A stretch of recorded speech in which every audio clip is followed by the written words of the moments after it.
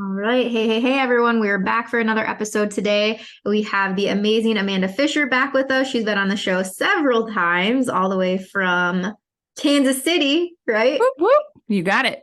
I know during the Super Bowl season, I'm always like, I'm a Kansas City fan because my girl I Amanda, appreciate that.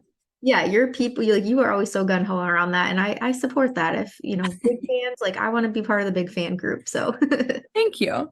Thank you. Well, thank you for having me today. I'm really excited to be here. We've had various conversations on pelvic health, so I'm excited to join in the fun on this one. Yeah, same. And I think it's something that when people see the title of this episode, like men's pelvic floor health, they're going to think, wait, what? Because primarily you think women when you think of pelvic floor. But even since meeting you and even learning about pelvic floor physical therapy, when I bring this up in conversations with friends or colleagues, even they're like, wait, what? Like a pelvic floor physical therapist? What even is that? And Yeah. then yeah, you throw this in the conversation with the male generation, then they're like even more looking at you like you have three heads. So I'm excited for this conversation today. Thank you. Yeah. I just got back from a funeral, as we had discussed earlier, but I was at the wake with family members, and I had multiple family members sit there and tell me, "Oh my God, I just saw your poop video and I had to wake my husband up in the bed. And honey, do you remember seeing this video last night? This is the girl." It was just like so funny to me that I'm like, oh my gosh, it's finally connecting that, because it did for the longest time used to be, oh, women's health, it must be a female problem, and that's not the issue. The pelvic floor is multiple, male and female. It's just little things kind of change here and there, and otherwise it's the same thing for both of us. Yeah. And yeah, and the similar symptoms that a man or a woman might be experiencing, which we'll get into today, can be related to your pelvic floor. And I just feel like it's something that is so overlooked, and we've talked a lot about Kegels and then over Kegling and all these different things. And again, it seems just like another thing that we have to add to our awareness, like I already have to, as you said, like I'm making sure I'm exercising, I'm making sure I'm drinking enough water, I'm doing my self-help, which actually today when we're recording, today is National Self-Care Day. I didn't know I if love that. yeah. So yeah, this is if people listening to this it won't be National Self-Care Day for you, but you could still practice self-care today by loving Yes. I it. love that. That must be why, I'm not gonna lie, I got an email this morning. It was like National Orgasm Day. It's like, oh, how fun is this? I love this. I So like, yeah. maybe those definitely tie in together. Yes, I definitely thought National Orgasm Day was on the It- 31st. It's coming up, It's right? coming up. Yeah. Okay, that I could have think been a maybe they're pre prepping. So, yeah. correct. I haven't opened it yet, so that's probably what it is. Yeah, I bet you it's prepping you. Yeah, so cool. So tell us, let's just start with the general, like your pelvic floor. What do we need to know about it? What is its Yeah. function? All that good stuff. Yeah, so the pelvic floor is a group of muscles. I think that's the misconception that most people think, is that it's one muscle. Your pelvic floor is one muscle doing the job or not doing the job that it needs to do. And it's really a group of about 28 different muscles down there. So if you think, like, if you've done a group project with 28 people, there's lots of room for error, right? And lots of room for type A personalities to do a lot and type B personalities to sit back and maybe not do as much. That's how I think about the pelvic floor. So it should function well. All 28 muscles together should function well and hold back gas, hold back urine when we don't need to go. It should move with our diaphragm, our breathing muscle. So when we breathe in, our lungs expand, our diaphragm pushes everything down, and when we exhale, everything comes back up. So the pressure pushes down the pelvic floor, lengthens it out on an inhale. As you blow out, it comes back up. It aids in sexual function. So it helps with orgasm. It helps with arousal and all that fun stuff down there. And that's usually like the first layer of muscles. And then it has sphincteric control, meaning you have muscles around your openings down there that should be able to close things off and then open up when we need it to release things out. So it should function that way. It always gets me every time when people say, like, oh, I peed my pants. Like, it's so normal to do that after having kids, or it's normal doing that at my age. But if you think about the muscles, their job is to hold things back and then let things out when they're ready. And so we never say like it's normal to have back pain or it's normal to roll your ankle with an activity, but for some reason with the muscles down there, it's kind of gotten this trend or misconception that is normal. But I like to say it's common, but it's not normal. The normal thing is to keep our goodies in, keep the fluid in when we need to, right? Or to keep those things functioning well. But then when we do need to go to the bathroom, number one or number two, things should be able to come out. So things should function well. Again, that team approach. Most often when we're not seeing things function well, that's when the group project is not going well and we have more muscles in an area of the pelvic floor that are behaving one way or the other, meaning they might be more tight, more high strung. We have more nerve sensitivity in the back. So sometimes when we even try to do a Kegel, we may over focus back in those muscles. Or in today's society, we're sitting a lot, whether we are driving in our cars, where we're sitting on Zoom, we might be sitting with poor posture, and that poor posture can affect how those pelvic floor muscles are working.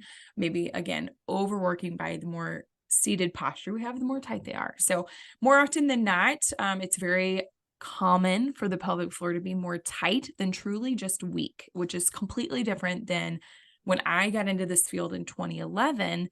We thought like, oh, everybody's pelvic floors are weak if they're leaking and they're having issues down there. Everything's just, it's been stretched out. Well, I started having issues at 21. So I was like, how am I stretched out? Like I'm an athlete. I was an avid runner right outside of high school sports, jumped into like half marathon running. And I was like, how am I peeing my pants already at the age of 21? Like things aren't just weak down there. I'm a strong human. Something else is going on. And luckily, a couple other pelvic floor PTs at that time started to think outside the box of like, there's more than true weakness happening down there, which was pretty amazing. So then for the last decade, we've been seeing that actually more patients that are coming in have more tension, tightness in their back, in their hips, and their pelvic floor than true weakness. So a lot to be said that goes into the pelvic floor muscles and how they function. It's not just looking at the pelvic floor muscles themselves, but we truly like to look at the hips and the low back and how everything's functioning. Mm-hmm. Yeah. And so if somebody is experiencing symptoms related to either too tight or a weak pelvic floor, those would look similar. They're not so much associated Correct. with gender. Is that Correct. Yeah. Absolutely correct.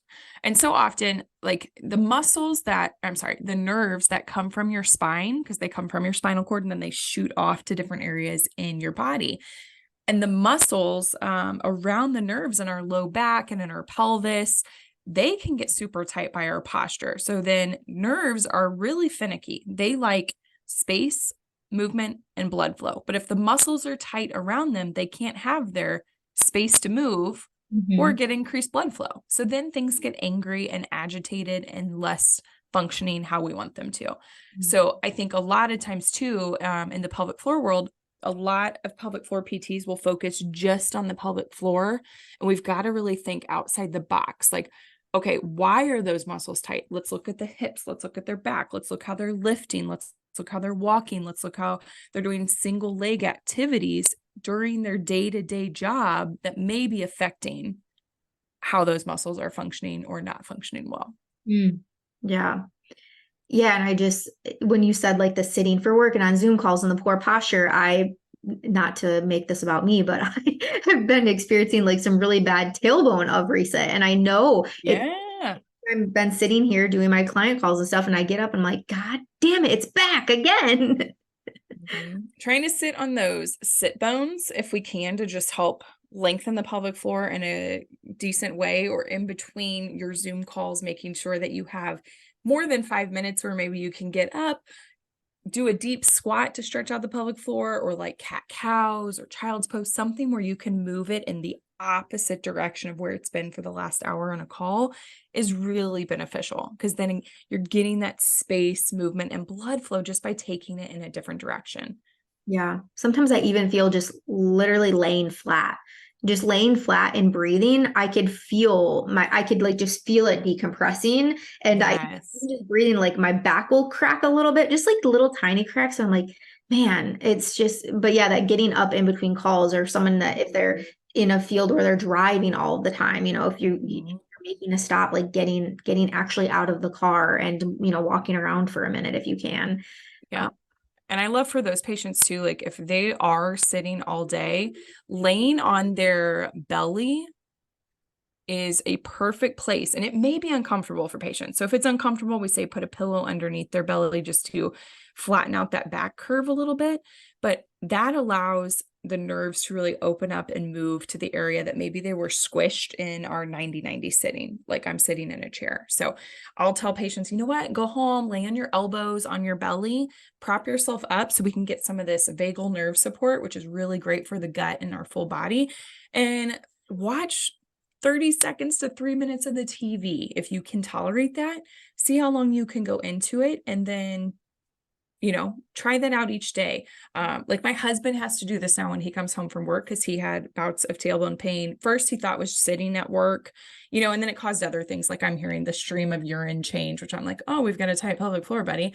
And he's like, way too much. So I'm like, you need to lay on your belly. He's like, I just need a stand-up desk. What does he do? He gets a stand-up desk. Same issues still continue. I still have that tailbone pain. Well, let's see how you're standing. He's still standing in a tuck butt position. They just lean their hips forward and they like hinge it, tuck that butt. So I'm like, okay, last chance. I need you to lay on your belly and then we can move through some other activities, but you've got to open up the nerves that supply that area. Sure as heck, he lays on his belly every single day now, and he's got exercises he follows with that because he doesn't want to go back to the tailbone pain. And I don't think he wants me to get onto him listening to his urine stream to know if he's stressed or has a tight pelvic floor. But that's just like a little insight for him. That's his job. That's what he does all day. That's not changing. But what can we do to help accommodate that so that you can be more comfortable while you're doing that for an 8-hour day? Yeah. Yeah. So laying on the belly and like looking up, almost like you're. Yep. So he props up on his forearms and then it causes some extension to the cervical spine too. So if you think a lot of us are on our cell phones with our head down, we're flexed around all that tissue. So that can cause upper trap pain. The cervical spine connects to your pelvic floor, and you can test this out yourself too. So if we're hindering tightness in the neck, that can cause issues with vocal cords. Your vocal cords, you can place your hand on your pelvic floor while you're sitting here, but if you talk real low, you can feel your pelvic floor kind of drop down. And if you talk really high, really anxious, you can feel your pelvic floor go up. This all connects with that pelvic floor, and you can change that by changing your vocal cords or the tension and tightness in your spine. So we want to make sure that they are getting more mobility and movement there to support the full body. Yeah. Oh, so good. I'm making mental notes for myself. Everything you're saying, I'm like, yes, the neck pain, like all the things. So for that, but we want to focus on men today. So enough about. Yes. Okay. So for men primarily with their pelvic floor, health. So aside from like lower back pain and things like that, that would be attuned to more both genders. What are things specifically that men might experience if they're having pelvic floor dysfunction? Yep. What we see that comes into our clinic here in Kansas City is they're usually coming in with scrotal pain, tip of the penis pain, urinary frequency, or trouble urinating. So I mentioned my husband, it would be like a start-stop kind of flow, which makes me think the muscles aren't completely relaxing to let it go. What we find, and then post-prostatectomy. So that might be our men that have their prostate removed. Maybe they have prostate cancer or just higher levels. And when that's removed, that might cause some incontinence for them, some bladder leakage. But so often what we find besides the post-prostatectomy, a lot of our men, and I could almost probably 9 times out of 10, it'll come down to how active are they? And they're usually like, oh, I don't have any time in my life to be active. And it's like, okay, we've got to create a schedule for you to be active and get your body moving. How much caffeine are you drinking? And most often it's like, oh, I'm drinking 8 cups of coffee and I might have 8 ounces of water. So we have to work on that as well. And then they're in such a high stress, anxiety job, or something in life is going that's very stressful and high anxiety ridden, that we've got to work on just calming techniques as well. And if we can work on those 3 with a couple of exercises, usually those things fix pretty quickly. I've had more men, and then again, I do believe men have maybe more time, and I'm probably going to get scrutiny for this, but my men are like, I have a problem down there. I'm getting it fixed. I'm going to do everything Amanda says. And usually by one or two visits, they're like in and out, done. Everything's great. Thank you so much. Where I think my female population, your brain might be on other things that you're doing, and maybe they're not laser focused or don't think their problem is bad enough, since we usually toss it to the side and then come back to it later, where men are like, hello, there's something going on here and I can't live with it anymore. Let's get her done. Because they don't want that pain at the scrotum, and they don't want the tip of the penis pain, and they want to know what's going on. But just like our female population, they've been to multiple providers before they actually find us. And it's usually some kind of Facebook group or their partner or a doctor finally is like, oh, have you tried pelvic floor physical therapy? That's a great option for you. Let's send you in. And then they come in and they're like, I don't want to be here. And I'm like, I understand. So let's see what's going on. Here are some ideas. And let's figure out how to get you better. Yeah. But yeah, they're usually a lot of it for them though, because of the lack of activity, their tissue's tight. Mm-hmm. So if we can just get them moving, and I start low, like, hey, could we take a 10-minute walk at lunch? Mm-hmm. I don't know if I can get away from my computer. Do you take a lunch? Maybe let's start there. And then get them up and just getting blood flow down there. And they're like, wow, I feel so much better. I'm like, I know, let's get you out in the vitamin D, get you some sunshine. And then that kind of just amplifies. And we like to stay in contact with our patients here. If it's a week where we're not seeing you, week to week is how we do our appointments. And throughout those next 7 days, we're staying in contact via email or text message if it needs to be, but trying to just be your little coach and keep you accountable to the couple of things that we've maybe suggested, that then we can modify or progress as we need to before you come back in, instead of you waiting for that. But like if it's eight cups of coffee, I'm not taking coffee from you, but I'm adding in some water. And usually by just adding in some water, the coffee starts to decrease a little bit on its own, because they're like, I can't drink that much and not pee. I'm like, no, you need to pee. Promise. You need to pee, but let's add in some more of that good stuff. Mm-hmm. Yeah. Or you say coffee, but thinking of just even my own husband, like the energy drinks, Mm-hmm. even his friends, it's primarily energy drinks is Yep. nice for them. Energy drinks, and we've had pop or soda, whatever you guys call it in your area, that people are drinking. And sometimes it's like whiskey and Coke. We get some people who are exasperated by pelvic pain, who are drinking while playing poker. And they're like, that's when my symptoms occur. And you're like, okay, you might be stressed out in the game that you're playing, but then the drink that you're making, how many are you drinking? Can we cut that back a little bit? What are some things we can do before you go into the poker tournament that can help alleviate some of the symptoms? So we're not taking away something you love, but let's modify it and see if we can make it better for you. Yeah, I like that, because I think when you look at a lot of people's lifestyles, if you're asking too much essentially of them, right? Like a job change, even if you're someone that drives all day or sitting all day, it's like, we're not going to ask you to quit your job, and somebody wouldn't do that likely to get the relief. Right. So I like that modification and really adapting your techniques that you can give them to the lifestyle that they're already living. Yeah. I've only had one guy that it was like, maybe the job's a little stressful. Let's figure out how to make it not so stressful. And he came in the next week and he's like, I retired. And I'm like, I'm sorry, what? It was kind of the sign I needed just to get out of there and alleviate the pelvic floor tension. I was like, okay, make sure your wife knows that I did not say that. Like, it was just, let's work on some coping mechanisms of while we're at work. And then it was, hey, I retired. Congratulations. Yeah. And there was something else you said that I wanted to double click on, is when you said, for men, if they're experiencing penis pain or testicular pain or anything like that, like right away, they're like, what the fuck, right? They're going to get this right. look. And I'm thinking more honest. I'm like, I feel because that's their masculinity, right? Like that is their manhood. That is, and just how society raises men about their penises and comparing penises, just all of that penis health stuff. And then for women, as you were saying too, it's like for women that are experiencing pain with sex or leaky bladders or anything like that, we see it as just so common, like because other women are experiencing this as normal, but you don't hear men likely talking about their penis pain to other men, even if they are experiencing it. No. And so even like I've had this clinic a little over 6 years now, and I cannot think of a time when a male said, you know what? It's just too much money to come into PT, or it's not that bad. So I'll just stick with my symptoms and I'll contact you guys later. Where women were hearing this on a weekly basis. Like, you know what?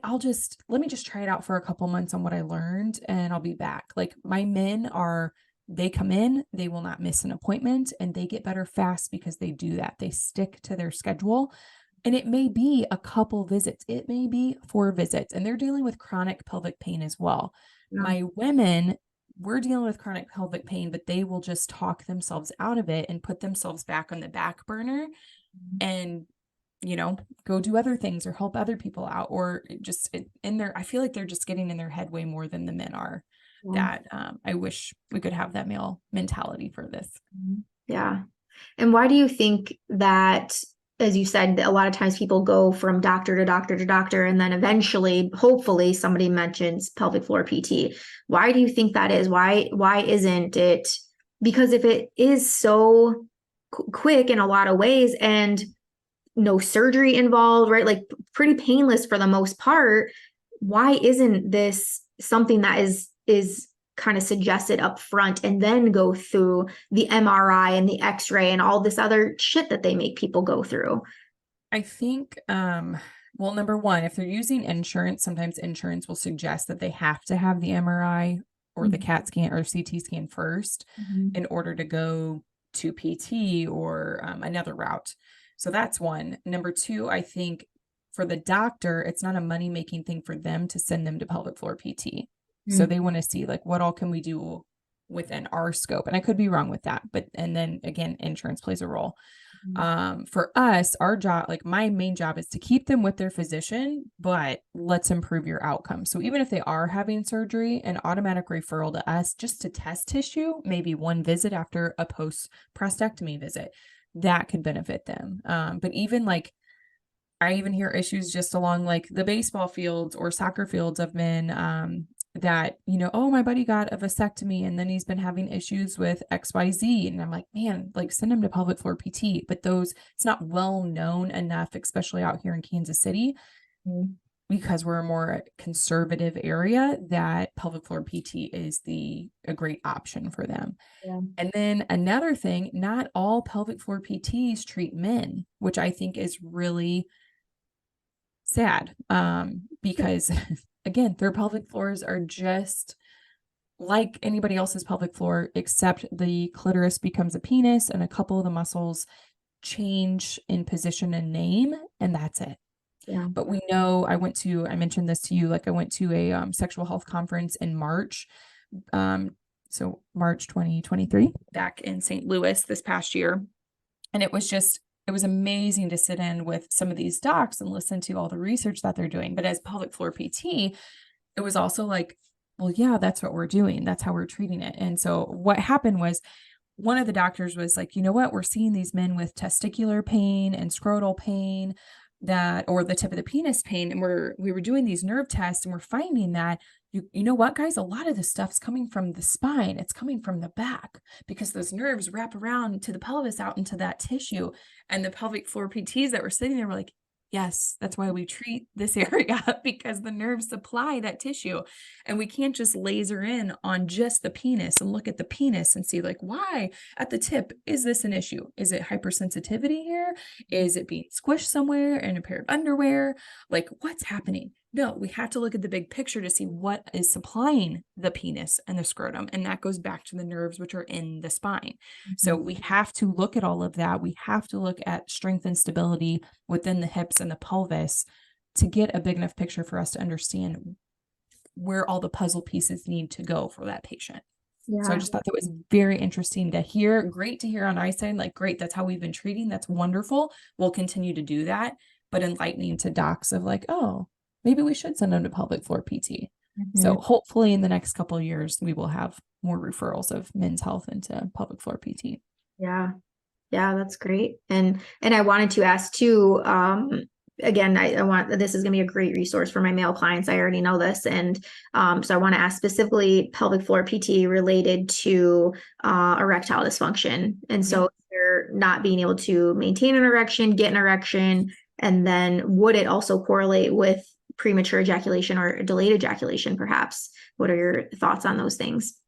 So my first thought is always with anything with erectile dysfunction, talk to your cardiologist, talk to your heart doc, make sure your heart's functioning well, because that's our first and foremost of what does really control the blood flow down there. Mhm. So we've got to make sure your heart's functioning well.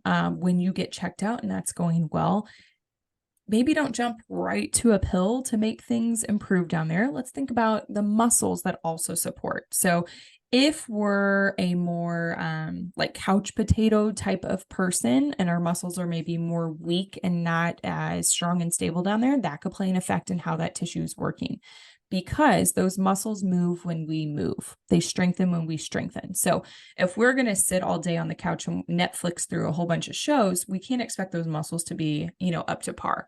So making sure we're in an exercise routine to help out down there. Sometimes a lot of it comes psychology, just like we talked about intimacy last week and pleasure and environment and all that, that can play into the male population as well. With the premature ejaculation stuff, it can come down to the psychology piece, but I also, because of like the stress and environment of maybe what they're experiencing too. So learning to do more let go type of exercises as well, like mobility, cat cow, diaphragmatic breathing. And when I say diaphragmatic breathing, it's more breathing into the ribs and then letting those ribs come back down. And I love breathing into the ribs for an amount of time, like in for 4 seconds, maybe hold for 7, out for 8 for more anxiety improvement and stress improvement, especially with the pelvic floor. Like my husband who was peeing like a jump start type of urine. That's a more high tone pelvic floor, more anxiety, more stress.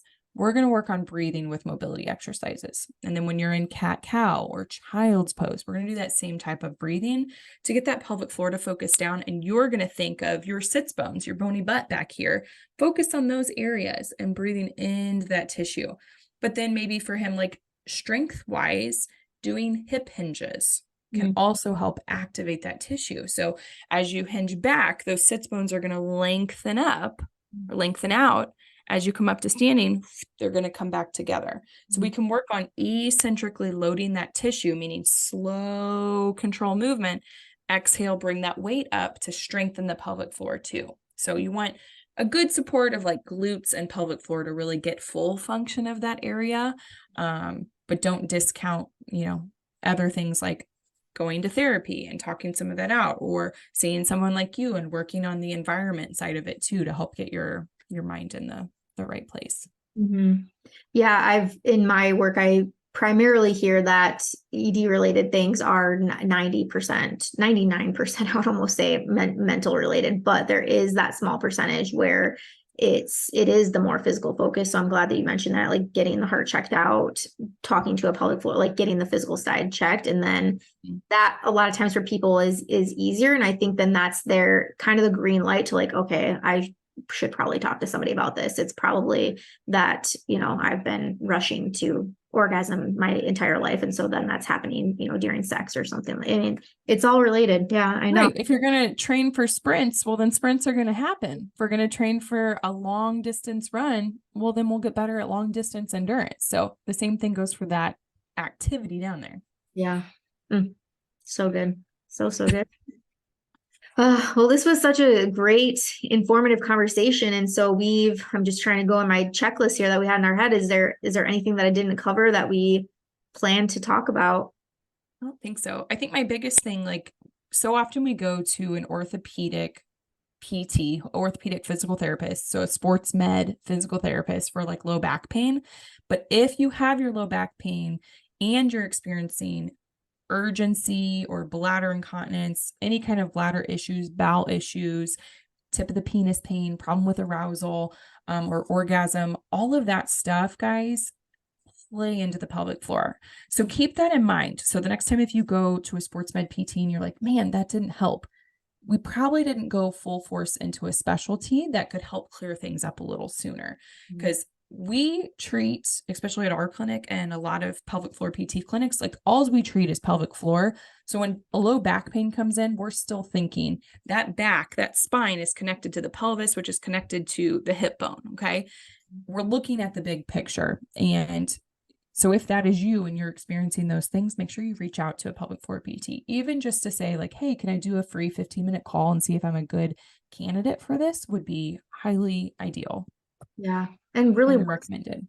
the harm? I mean, maybe you do pay out of pocket, and I'm assuming a set, visit is probably a couple $100, but I mean, what really could it harm? If anything, you're probably going to get some good breathing techniques. You're probably going to get some information and education around what you're experiencing, and like you said, Amanda, it's like a lot of times it could be a 1 or 2, maybe a 3 session thing and you're done. And so Right. if that can essentially heal, these pretty severe symptoms that you're experiencing, or even if they're just mild and just kind of annoying, if that can help heal it, what do you have to do? Yeah. Love So, that. yeah. And I know that we've talked recommendations before on the podcast, but just so we can have them here again fresh, if somebody was looking for a pelvic floor physical therapist, where would they go about finding one? Yeah. So there's a couple different places. One would be the APTA. It's the American Physical Therapy Association. Not all of us are on there, but that's one option. Number 2 would be pelvicguru.com, another option. And then I always tell people like, first, just go into Google and put in pelvic floor physical therapist in your city and see what pops up. And then if you're wondering if, hey, does this person do men's health? Go on their website. Can't find it on their website? Give them a call. And if you need to, you can always reach out to somebody like myself and we can help guide you, because I know the certain pelvic floor PTs in the area. I know like the best male pelvic floor PT in the States is Dr. Susie Gronsky, and she's out in Asheville, North Carolina. She's one of my favorites, and she's amazing. So that would be one if you guys are in that area. Like, you've got the queen bee herself right there. Go see her. But she does do virtual consults with those patients as well. Yeah.